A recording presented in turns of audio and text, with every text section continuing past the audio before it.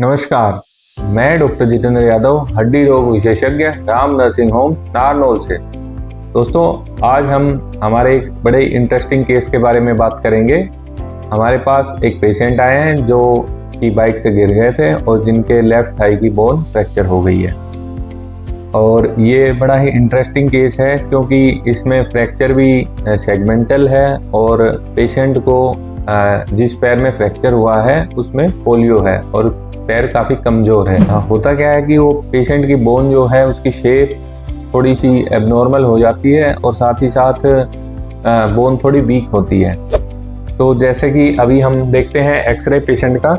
देखिए, ये पेशेंट का लेफ्ट थाई का एक्सरे है जिसमें कि फीमर बोन दिखाई दे रही है और जिसमें एक सेगमेंटल फ्रैक्चर है। सेगमेंटल फ्रैक्चर का मतलब होता है कि एक सेगमेंट पूरा अलग हो जाए, यानी कि पेशेंट को दो जगह से फ्रैक्चर है। एक फ्रैक्चर यहाँ से है और दूसरा फ्रैक्चर पॉइंट यहाँ पे है और ये बोन बिल्कुल अलग हो गई है।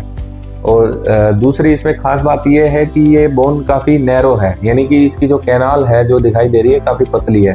तो ये बड़ा ही चैलेंजिंग होने वाला है हमारे लिए। एक तो ऑलरेडी ये चैलेंजिंग है क्योंकि सेगमेंटल फ्रैक्चर है और दूसरा इसकी कैनाल नैरो है और तीसरा इसका जो नेक का और शाफ्ट का एंगल है वो काफ़ी ज़्यादा है, तो जिसमें एंट्री बनाने में भी हमको जो नेल के लिए काफ़ी दिक्कत होती है। तो देखिए दोस्तों, इसमें अब हमारे पास ट्रीटमेंट के क्या क्या ऑप्शंस हैं, क्योंकि इसमें सर्जरी तो मैंडेटरी है, अदरवाइज पेशेंट ये हड्डी ठीक नहीं हो पाएगी। अगर हो भी जाएगी तो मैल यूनियन में जाएगा, मतलब हड्डी टेढ़ी जुड़ेगी 100%। तो अब इसमें हमारे पास जो भी चैलेंज जो है वो कैनाल एक तो नैरो है, तो चैलेंज ये रहेगा कि हमारे जो नेल है, नेल की साइज़ जो सबसे छोटी आती है वो 9 mm की आती है, कि 9 mm की नेल हम इसमें से डाल पाएंगे कि नहीं। अगर वो ऐसा नहीं हो पाता है तो दूसरा ऑप्शन हमारे पास हमको बैकअप में रखना पड़ेगा प्लेटिंग के लिए।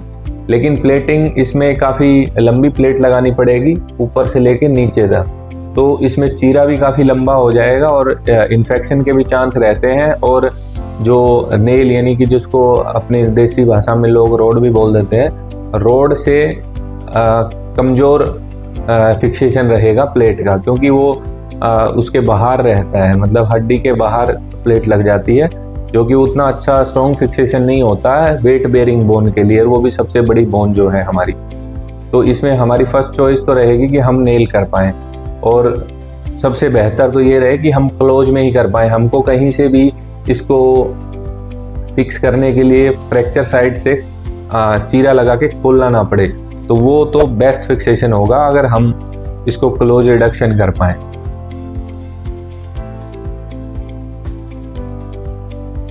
तो दोस्तों, जैसा कि मैंने आपको बताया था कि हमारे जो केस में कितना चैलेंज था, और अब हम आपको दिखाएंगे उसका पोस्ट ऑप एक्सरे। बड़ी खुशी की बात यह है कि हमने विदाउट ओपन करे फ्रैक्चर साइड से और हमने सर्जरी कर दी है, और इसमें हमने नेलिंग ही कर दी है, जो कि पेशेंट के लिए सबसे बेस्ट ऑप्शन था, और विदाउट एनी ओपनिंग। हार्डली हमने 5 सेंटीमीटर का भी इंसिजन हुआ नहीं है, और उसी इंसिजन से पूरा इतने डिफ़िकल्ट कॉम्प्लिकेटेड फ्रैक्चर को हमने फिक्स कर दिया है। तो अभी हम आपको दिखाता हूँ मैं आपको पोस्ट ऑप एक्सरे। तो देखिए, ये हमारा पोस्ट ऑप एक्सरे है सेम पेशेंट का। आप देख सकते हैं इसमें जो नेक और शाफ्ट का एंगल है कितना ज़्यादा है। तो ऐसी कंडीशन में एंट्री बनाना काफ़ी डिफ़िकल्ट था हमारे लिए, पर भगवान की दया से ये अचीव हो गया। और कैनाल भी आप देख सकते हैं काफ़ी नैरो है, पर लकीली हम बिना ओपन करे इसको दोनों को, देखिए, ये सेगमेंट के थ्रू हम अपनी नेल डाल पाए और अच्छा, बहुत ही अच्छा फिक्सेशन हुआ है। अब अगर पेशेंट हमारी फिजियोथेरेपी करता है और सारी सलाह को मानता है तो पेशेंट को कोई दिक्कत नहीं होने वाली है। तो दोस्तों, देखा कितना चैलेंजिंग केस था ये आपने, और हमने जो दोनों ही एक्सरे आपके साथ डिस्कस किए। यदि इसके रिगार्डिंग आप कोई क्वेश्चन या कोई सवाल आपके मन में है, आप कुछ जानना चाहते हैं, या आप किसी और भी टॉपिक के बारे में कुछ जानना चाहते हैं, आप हमारे कमेंट बॉक्स में हमसे पूछ सकते हैं। Thank you.